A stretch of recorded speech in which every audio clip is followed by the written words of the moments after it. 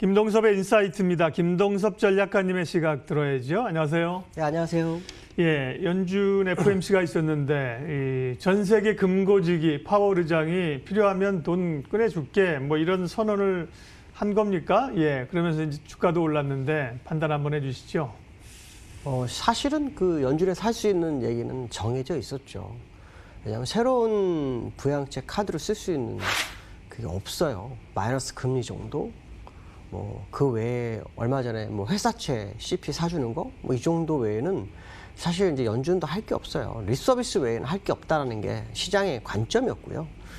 연준에서 일단 시장에 친화적인 발언을 했지만 주가가 0.6% 정도 다우 기준으로 봐야 되는데 0.6% 정도밖에 상승하지 못했습니다. 그만큼 이제 시장에서는 연준에서 더 나올 것은 이제 안 보고 있죠. 또 시장에 나올 수 있는 게 공화당에서 1조 달러 약 그 1200조인가요? 이 부양책하고 또 민주당에서는 1조 달러보다 좀 많게 그냥 분야가 다르게 부양을 좀 얘기하고 있는 요게 이제 마지막 카드가 될 것 같다. 그러나 합의하는 과정이 만만치 않은 현재의 상황이죠. 그러나 분명한 것은 두 가지 재료 다 시장에서는 알고 있었던 재료였다는 거. 문제는 뭐냐면 미국이 악재를 전혀 반영을 안 합니다. 지금 전 세계에서 코로나 확진자가 1,700만 명이죠. 뭐 러시아에서는 뭐 8월 10일 날 백신이 나온다, 뭐 승인한다, 뭐 이런 얘기도 나오는데요. 백신은 부작용까지 다 봐야 되는 상황이라서 사실은 아무도 그 부분을 알 수는 없죠. 좀 더 시간을 두고 봐야 되는데 코로나가 계속 확산되고 있고 멈춰지지 않는 상황 속에서 계속해서 자기가 좋은 재료만 시장에 갖다 쓰고 있는 그런 모습이 좀 안타깝다. 어떻게 보면은 시장이 환호할 만한 일이지만 어떻게 보면은 시장이 얼마나 재료가 없으면 악재를 외면하면서까지 가나. 보통 시장은 악재도 일부 반영하면서 건전하게 상승을 하죠. 근데 사실 지금은 건전한 상승이라고 볼 수가 없습니다. 또 연준에서 발언을 했는데도 불구하고 시장이 강력한 상승을 주지는 않았어요. 여기서 이제 의미하는 바가 있죠. 제가 아마 우리나라 시장에 대해서 좀 이따 말씀드리면서 같이 말씀드리겠지만 이 미국이나 중국이나 상승해야 될 자리가 있어요. 돌파해야 될 자리가 있고 돌파 못하는 자리가 있어요. 돌파돼야 될 자리를 돌파를 못 시키는 게 현재 미국 시장입니다. 굉장히 강한데 불구하고 시장이 더 이상 가지를 못합니다. 자, 그 얘기는 뭐냐면 지금 이 위치에서는 어쩌면 시장에서 투자가들은 굉장히 관망을 많이 하고 있는 상황이죠. 그런데 우리나라는 좀 강하죠. 그러니까 저는 사실 의아한 그런 시장의 모습이다라고 말씀드릴 수 있는데요. 기술적인 차트를 한번 볼게요. 얼마나 미국 시장이 이렇게 힘든가. 제일 중요한 것은 다우지만 지금 시장에서 원하는 건 나스닥의 돌파가 필요합니다. 차트상으로 보시면 아무것도 돌파가 안 됐어요. 제가 방송하고 온 날 그 이후에 다시 왔는데 제자리입니다. 추세선 돌파를 못했죠. 근데 이제 주봉이든 일봉이든 마찬가지겠죠. 근데 나스닥 차트를 한번 이렇게 쭉 보면 여기서 한번 장대목 맞고 우회해서 올라왔다 또 맞고 떨어져서 다시 우회하고 있거든요. 그러면 여기서 우상향 추세선이기 때문에 이게 돌파가 돼야 된다는 거죠. 이게 돌파가 안 되는데 우리나라 시장은 좀 올라오고 있어요. 저는 사실 그게 되게 의아합니다. 왜냐하면 제가 같이 뭉뚱 그려 다 얘기할게요. 제가 2230이 올라가면 상방 2720까지 갈 수 있어. 이 얘기를 아마 했을 겁니다. 근데 사실 제가 2230이 넘었는데 여러분들한테 상승으로 베팅하란 말을 제가 못하는 이유 중에 하나가 이런 겁니다. 무슨 말이냐면 제가 16년 시황을 했는데요. 16년 시황을 하면서 공통점이라는 게 있어요. 그 공통점 중에 뭐냐면 우리보다 더 선진국 중에서 선두주자 중에 하나는 방향성을 모색을 해줘야 되거든요.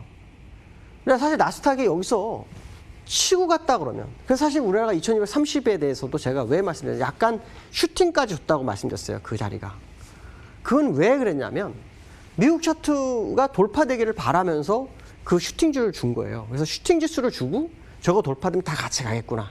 그러면 당연히 정말 우리가 말하는 유동성이 엄청난 유동성의 시장이라면 그냥 돌파하고 가야 되고 돌파하면 그때 우리나라 시장을 맞아서 시장 가야 할 거라는 생각을 했던 거거든요. 근데 지금 미국 시장은 못 갑니다. 그래서 이게 미국 시장만 무슨 딜레마가 있나? 사실 시장에서 돈을 제일 많이 푸는 나라는 어디죠? 미국이에요. 물론 미국 석학들은 지금 실물 경기와 지수는 너무 괴리율이 너무 크기 때문에 시장이 위험하다라는 표현을 굉장히 쓰는 거 맞아요. 저도 그게 맞다고 생각하고 있고요. 근데 지수는 견뎠어요. 그러니까 이것만 보고는 우리나라 시장 보고는 우리나라 시장은 2030이 넘었으니까 몰빵해서 위로 가야 되는 거 아니야? 이런 생각을 할 수 있어요. 그러나 분명한 것은 뭐냐면 키 높이를 맞추는 자리가 다르다는 거예요.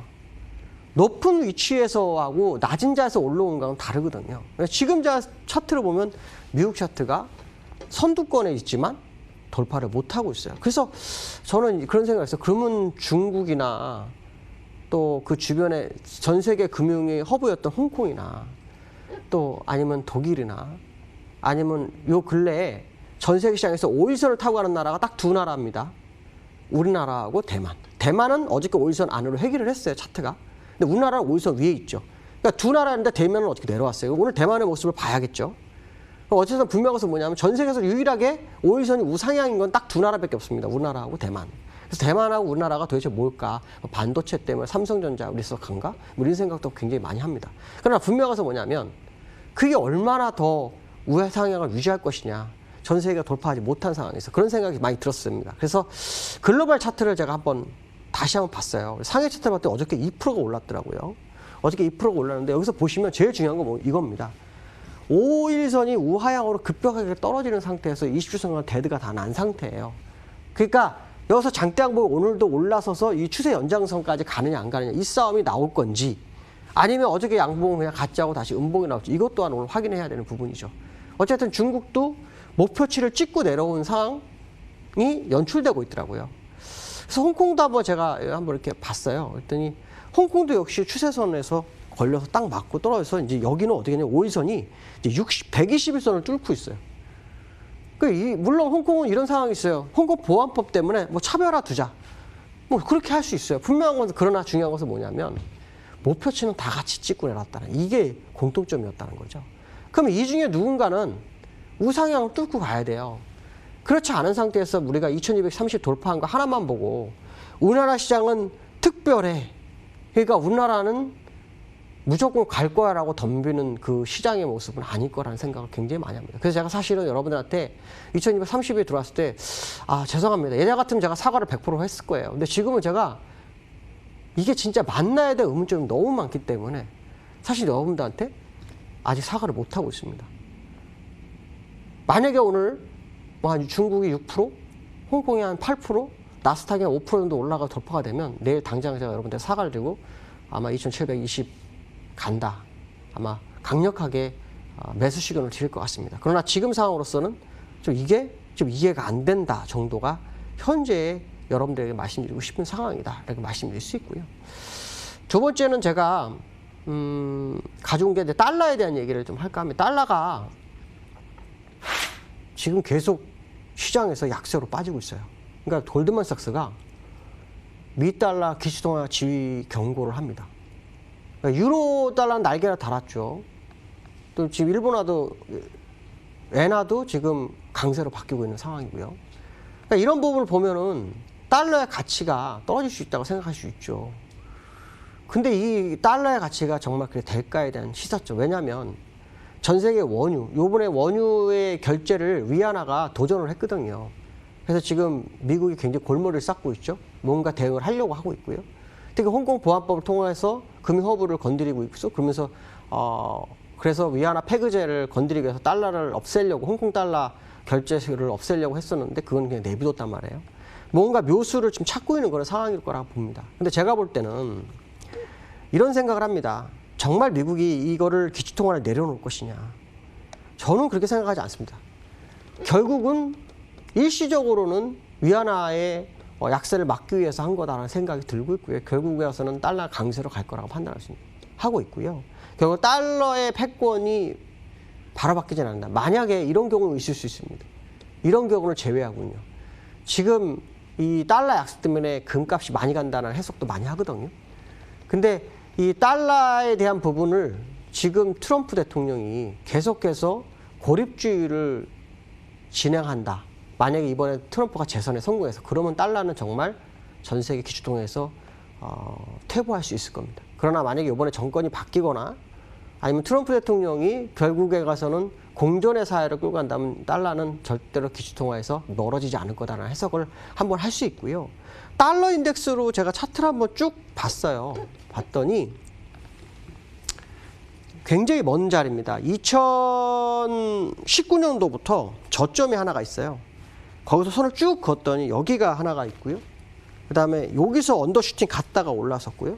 그 다음에 지금이 바로 그 자리까지 왔어요. 그러니까 달러 인덱스 상으로는 이제 올 대로 다 온 상황이에요. 그들이 약세를 추구해도 더 내려갈 자리가 없어요. 만약에 이게 깨지면 그러면 이제 시장은 정말 귀퉁로서의 위치를 놓칠 수 있다. 그래서 달러 인덱스 상으로 나올 수 있는 차트를 제가 그려봤었는데 나올 수 있는 마지막 자리가 현재의 자리라는 것은 잊지 말아야 된다. 만약 여기서 되돌리는 상황이 발생한다면 달러는 우리가 골드막스 얘기한 것처럼 그런 변화가 들어오지 않을 거다. 근데 만약 여기 떨어지고 정말 트럼프가 재선을 하고 지금처럼 고립주의를 주장한다면 달러 기축통화 지를 잃을 수는 있어요. 근데 오랜 기간 모든 원자재 시장에 썼던 걸 바꿀 수 있을까? 세상이 혼란스러울 수 있다라는 생각을 합니다.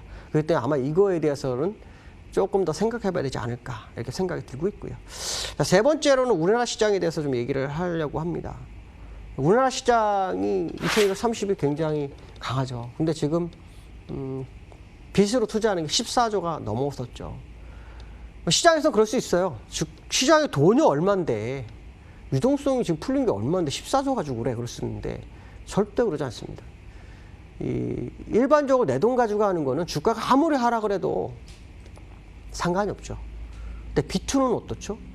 이거는 반대 매매라는 게 나갑니다. 반대 매매. 반대 매매가 나가면 어떻게 되죠? 내가 안 팔고 싶어도 팔아야 됩니다. 아니면 돈을 집어넣든가. 그렇기 때문에 사실 이 과거 사례를 보면 B2가 최고치를 찍으면 시장에는 부담으로 작용했던 것이 사실이거든요. 그러니까 지난번에 12조 때 한번 부담을 주고 그 다음에 2조가 다시 올라온 겁니다. 그러니까 2조가 더 늘어난 상태니까 또 다시 시장에서는 그 변화 가능성에 대한 부분을 생각할 수밖에 없는 게 현실이 아닐까라는 생각이 개인적으로 듭니다. 그래서 시장이 장밋빛이다 보니까 아마도 더 사고 싶은 욕심이 생길 그런 상황은 맞는 것 같습니다. 그러나 분명한 것은 뭐냐면 투자에서 B2는 항상 줄여나가는 게 좋고 안 하는 게 좋습니다. B2가 늘어난다는 것은 시장에 누군가는 그걸 악용합니다. 그 악용이 될 때 주가는 항상 조정이 들어오거든요. 근데 지금 상황이 B2로서 최고치를 찍고 있는 그런 상황이라 그러면 주의가 필요한 것은 맞을 거다는 해석을 좀 해볼 수 있고요. 기술적인 부분에서 코스닥을 제가 아까 보여드리지 않았잖아요. 코스피하고 코스닥은요. 코스피 보시면은 지난번에 말씀드린 연장선에 계속 있습니다. 화요일도 고기였고요. 수요일도 고기였고요. 목요일도 지금 그 자리입니다. 그러니까 정말 이 투자하시는 입장에서 기술적 분석 공부하시는 입장은 굉장히 좀 어려운 그런 상황일 거다라는 예상을 할 수 있어요. 그러나 분명한 것은 뭐냐면 2230을 돌파했어도 누군가 같이 가주는 상황이 돌파되지 않는다면 확인되지 않는다면 정말 쉽지 않은 장이 될 수도 있다는 생각을 해봐야 될 것 같습니다. 오늘 여기까지 하겠습니다. 감사합니다.